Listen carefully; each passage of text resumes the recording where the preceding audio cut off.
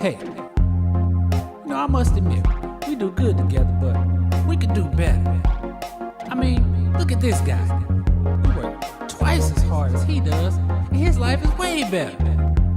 He's got the job, nice home, people admire him. I just wish we were as good at certain things like other people are. We deserve to have exactly what they have, and we will by any means. So I'll talk to you soon.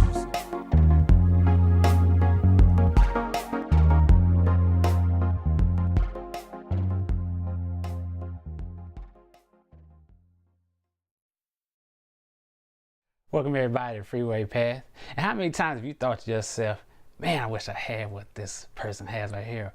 Man, look what they got going on with their lifestyle. I need that, man. That's what I need in my life. Now, envy can sometimes arise as our desire to want the attention other people may have, or we may have a desire to have the possessions or things that they actually have.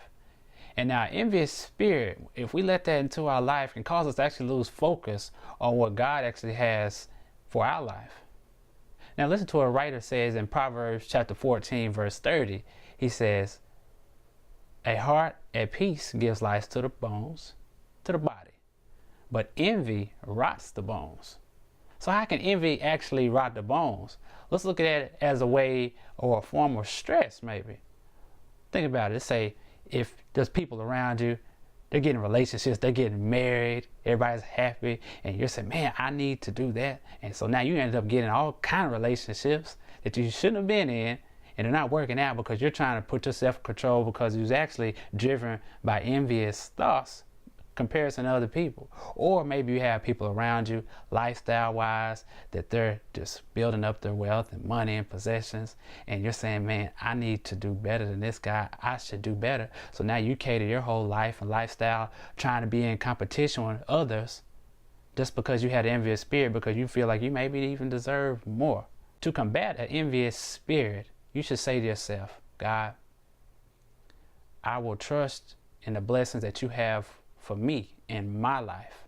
You should say to yourself, Lord, I know you'll work everything out together. You'll work everything together for my good, not in comparison to anybody else's. So let's take a fruit verse here in 1 Timothy chapter 6, verse 6 and 7. It says here, "But godliness with contentment is great gain, for we brought nothing into the world, and we can take nothing out of it." So that's a great statement to hear.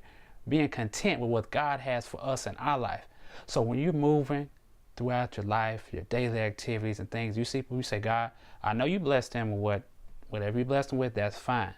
But I'm going to be content with what you've blessed me with because I know that it's right. I'm not trying to be in control and putting stress in my life, trying to, as they say, keep up with the Joneses or what everybody else is doing. That's fine. But Father, you're going to take care of me. So just abide in God's will. Your prayers every day. Just ask God, I just need to abide in your will today. Lord, help me to be obedient because I know the blessings you have for me is far greater than anything I can try to do in my own strength. And once you get to that place and have that thought, you'll have more joy and happiness. And envious thoughts will have no type of command over your life because you're saying, Lord, today here I stand, letting you take control and bless me with what you have for me in my life because I know that it's right. I know that it is. So take that mindset and you'll see great benefit from it. So continue to be with us during Fruit and Thorns.